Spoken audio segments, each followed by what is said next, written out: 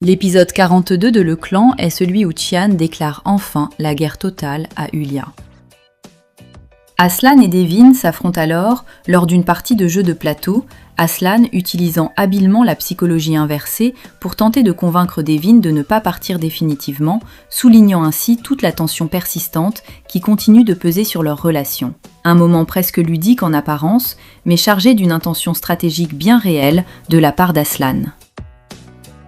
Tian, complètement furieux, jure alors de faire vivre un véritable enfer à Hulya avant même la fin de cette journée, marquant ainsi une escalade décisive dans leur conflit familial déjà bien entamé. La rupture fraternelle et le rejet maternel accumulés depuis plusieurs épisodes semblent enfin trouver ici leur point de non-retour. Tian rencontre alors l'avocate de Devin, Serap Barol, qui tente habilement de le manipuler pour qu'il accepte de témoigner directement contre la famille Soykan, utilisant sans scrupule toutes ses cicatrices émotionnelles passées comme un levier de persuasion. Une scène brève mais particulièrement symbolique montre alors une méthode de coupe verticale, illustrant avec force toute la dureté ainsi que la nécessité absolue de survie qui règne au sein de cet univers si impitoyable. Bozo et Ibrahim discutent alors du destin de toute la famille, évoquant 40 longues années de mensonges soigneusement orchestrés autour de Youssouf, ainsi que toute l'injustice historique subie par Ibrahim lui-même. Un éclairage supplémentaire qui vient enrichir encore la compréhension du conflit ancien opposant Ibrahim au reste de la famille. Aslan renforce alors considérablement la sécurité autour du port, ordonnant fermement à Turgut de bloquer toute intrusion suspecte de la part d'Ivo et de ses hommes. Une vigilance constante qui confirme que la menace extérieure reste bien réelle, malgré tous les autres conflits internes qui continuent de secouer la famille. Aslan fait alors le point sur l'ensemble de ses opérations en cours, la traque toujours active de sa propre mère, la recherche persistante de Tolga, ainsi que la suppression désormais réussie de la vidéo virale particulièrement compromettante évoquée dans l'épisode précédent.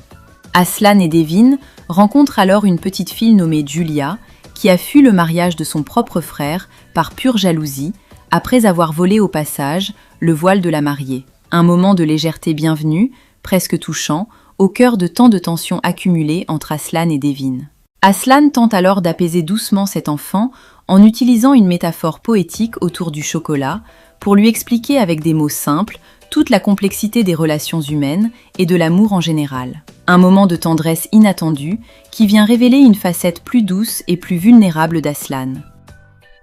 Devin reçoit alors des nouvelles particulièrement préoccupantes concernant sa propre santé, suggérant un traumatisme médical directement lié à la perte de son bébé, déjà évoqué dans l'épisode précédent, ce qui attise immédiatement sa colère face à la pitié perçue chez les autres.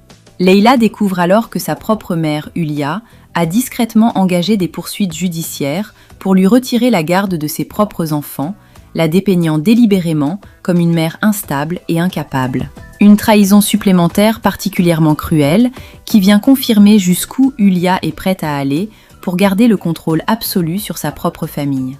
Aslan et Devin raccompagnent alors ensemble la petite Julia jusqu'au mariage de son frère, acceptant tous les deux de rester brièvement sur place, malgré leurs propres différends personnels encore bien présents.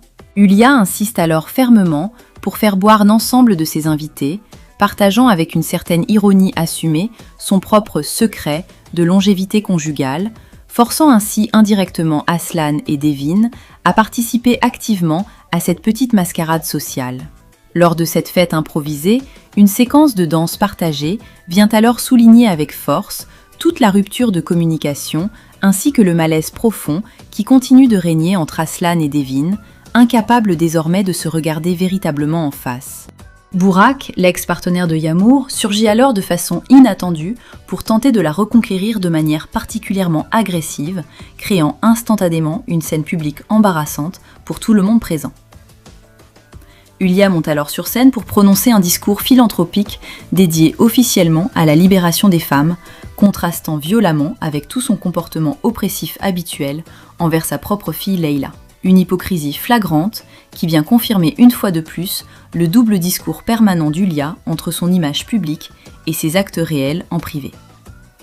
Les gardes du corps personnel d'Hulya empêchent alors physiquement Leila d'entrer à cet événement, agissant directement sur ordre exprès de sa propre mère. Une cruauté supplémentaire, particulièrement symbolique, compte tenu du sujet même de ce discours sur la libération des femmes. Aslan prend alors le micro pour chanter une chanson particulièrement mélancolique, un moment fort et sincère qui semble cristalliser à lui seul tous ses regrets profonds ainsi que tout son amour persistant pour Devine.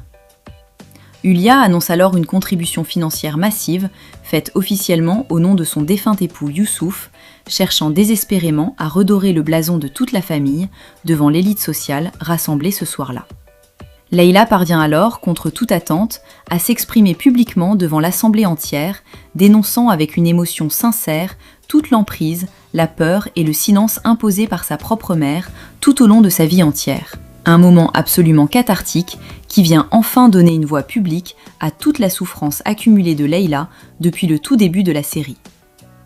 Tian intercepte alors directement Hülya dans sa propre voiture pour forcer une confrontation à la fois directe et particulièrement violente, loin de tous les regards extérieurs indiscrets. Tian reproche alors ouvertement à Hülya d'avoir complètement détruit sa vie ainsi que celle de toute sa famille biologique, déclarant fermement qu'il ne craint désormais plus rien venant d'elle. Un moment de libération personnelle intense pour Tian, après tant d'années de soumission silencieuse envers cette femme. Tian annonce alors solennellement qu'il va méthodiquement dépouiller Hülya de tout son pouvoir financier et social, la laissant ainsi complètement seule, plongée dans une misère absolue et totale. Une vengeance froidement calculée qui vient confirmer l'ampleur du basculement psychologique de Tian depuis la révélation de son adoption. Tian conclut alors son monologue menaçant en souhaitant froidement la bienvenue à Hülya dans l'enfer qu'il lui a personnellement préparé. Une conclusion d'épisode absolument glaçante qui referme ce chapitre sur la déclaration de guerre la plus radicale jamais formulée jusqu'ici au sein même de cette famille. Un dernier point mérite qu'on s'y attarde avant de conclure. Le choix scénaristique de faire prononcer à Hülya un discours sur la libération des femmes, au moment précis où elle vient de faire refouler sa propre fille par ses gardes du corps, n'est jamais innocent.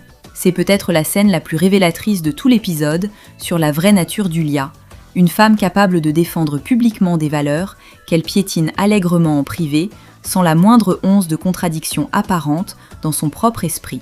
Et c'est précisément ce double discours que Leïla choisit de dénoncer, quelques minutes plus tard, devant la même assemblée. Ce que je retiens surtout de cet épisode, c'est cette double libération qui survient presque simultanément chez deux enfants d'Hülya, longtemps réduits au silence. Cet épisode confirme que Hülya, après avoir si longtemps contrôlé chacun de ses enfants sans partage, se retrouve désormais directement confrontée aux conséquences les plus douloureuses de toutes ces années de manipulation accumulées. Dites-moi en commentaire, vous pensez que Tian va vraiment réussir à dépouiller Hülya de tout son pouvoir ? Rendez-vous tout de suite pour l'épisode 43, une Hülya qui va devoir affronter directement les conséquences de la vengeance annoncée par Tian, une Leïla qui va devoir assumer publiquement les suites de sa libération émotionnelle si courageuse, et une famille Soykan plus fracturée que jamais entre alliances brisées et rancunes accumulées.